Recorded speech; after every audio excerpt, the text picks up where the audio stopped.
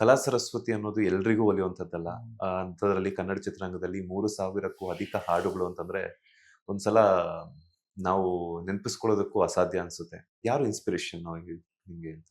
3000 ಹಾಡು ಬರಿತೀನಿ ಎಲ್ಲ ನನಗೂ ಗೊತ್ತಿಲ್ಲ. ಬರೀತಾ ಇದ್ದೀನಿ ಅಷ್ಟೇ. ಅದಕ್ಕೇನು ಇನ್ಸ್ಪಿರೇಷನ್ ಅಂತೇನಿಲ್ಲ. ಈ 2 ಸಾಲು ಇಡೀ ಹಾಡನ್ನು ಮೆಚ್ಕೊಂಡ್ರು.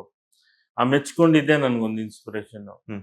ಅದನ್ನ ಯಾರೋ ಎಲ್ಲೋ ಸಿಕ್ಕಾಗ ಹೇಳ್ತಾರಲ್ಲ, ಸಾರ್ ಈ ಲೈನ್ ಏನು ಸಾರ್ ಸೂಪರ್ ಸಾರ್ ಅಂತ, ಅದೊಂದು ಖುಷಿ ಕೊಡುತ್ತಲ್ಲ, ಅದೇ ಇನ್ನೂ ಚೆನ್ನಾಗಿ ಬರೀಬೇಕು ಅನ್ನೋದೇ ಒಂದು ಪ್ರೋತ್ಸಾಹನೇ ಇನ್ಸ್ಪಿರೇಷನ್. ಯುವ ಸಾಹಿತಿಗಳಿಗೆ ಹಿರಿಯ ಸಾಹಿತಿಗಾರರಾಗಿ ಏನನ್ನ ಗೈಡ್ಲೈನ್ಸ್ ಅನ್ನ ಕೊಡ್ತೀರಾ? ಯಾವ ರೀತಿಯಂತ ಸ್ಫೂರ್ತಿದಾಯಕ ಮಾತುಗಳನ್ನ ಹೇಳ್ತೀರಾ ಅಂತ?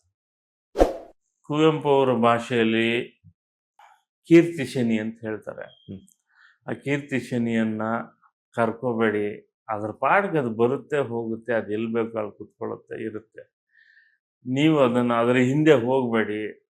ಅದ್ರ ಹಿಂದೆ ಹೋದ್ರೆ ಜಾಸ್ತಿ ಕಾಲ ನಿಲ್ಲಕ್ಕಾಗೋದಿಲ್ಲ. ಒಂದು. ಎರಡನೇದು, ಹೆಚ್ಚು ಓದ್ಕೊಳ್ಳಿ. ಕನ್ನಡ ಓದಿ, ಕನ್ನಡ ಪರಂಪರೆ, ಕನ್ನಡದ ಸತ್ವ, ಈ ಕನ್ನಡ ನೆಲದ ಸಾಹಿತ್ಯದ ಭಂಡಾರ, ಸಂಸ್ಕೃತಿಯ ಭಂಡಾರ, ಮತ್ತು ಕನ್ನಡ ಚಲನಚಿತ್ರ ರಂಗದ ಮೇಲೆ, ಚಿತ್ರರಂಗದಲ್ಲೇ ಏನು ಹಿಂದೆ ಮಾಡಿ ಹೋಗಿದ್ದಾರೆ ಮೊದಲಿನಿಂದ ಇಲ್ಲಿ ತನಕ ಅನೇಕ ಮಹಾನುಭಾವರು, ಅವರೆಲ್ಲರ ಮೇಲೆ ಗೌರವ ಇಟ್ಟುಕೊಳ್ಳಿ. ಅಷ್ಟಾದ್ರೆ ಎಷ್ಟೋ ಆಗೋಯ್ತು ಅಂತ. ಲೇಟೆಸ್ಟ್ ಹಾಗೂ ಇಂಟ್ರೆಸ್ಟಿಂಗ್ ಸುದ್ದಿಗಳಿಗಾಗಿ ಬಾಸ್ ಟಿವಿ ಕನ್ನಡ ಚಾನೆಲ್ನ ಸಬ್ಸ್ಕ್ರೈಬ್ ಮಾಡಿ. ಹಾಗೆಯೇ ಬೆಲ್ ಐಕಾನ್ ಪ್ರೆಸ್ ಮಾಡಿ.